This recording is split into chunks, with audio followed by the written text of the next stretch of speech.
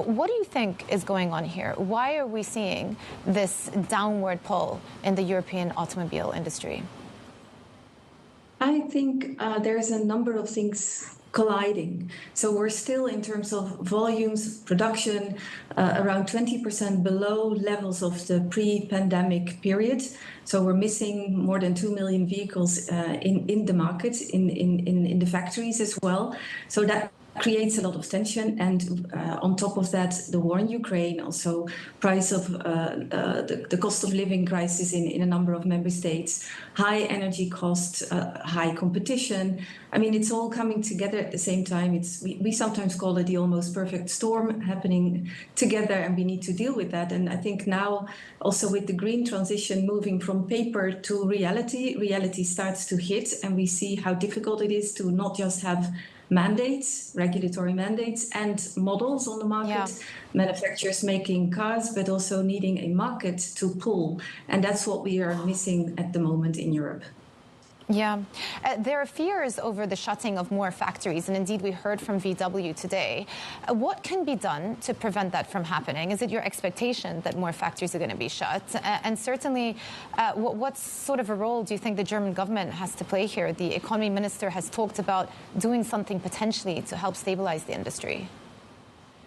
Absolutely. I think it's crucial that these talks take place at member state government level, but also here in Brussels, the European Commission and the other institutions. And I think it shows them taking this issue so seriously, that there is real growing acknowledgement of the problems, the issues that we face as an industry. And it's predominantly about making this transformation to green mobility, electrification, where you do not just need to change from one to another technology, but you really need to make this mindset shift with consumers being able to use these vehicles. So you need the charging infrastructure, you need the cheap and green energy. You also need the whole value chain to be ready in Europe and being able to also deliver at a profitable level, competitive levels. There are ongoing discussions as we speak right now between China and the EU about the possible proposal out of EU member states to start imposing tariffs of up to 50% on some Chinese EVs. If that does actually pass, would that be a tailwind? Would that provide an opportunity for European automakers simply because there'll be less competition? Yeah, as I say, we don't really take a position on this actual case. What I will say, though, is that for the auto industry, a fair, free global trade is tremendously important, and so are good and stable relations with China. It's an illusion to think that we can decouple from China. We need the materials, the components, also the technology, but the Chinese also need us when it comes to auto manufacturing and making advancements there. We also need a level playing field. So if there were to be any distortions, and we of course trust the Commission makes a very thorough investigation, then measures can be taken as well.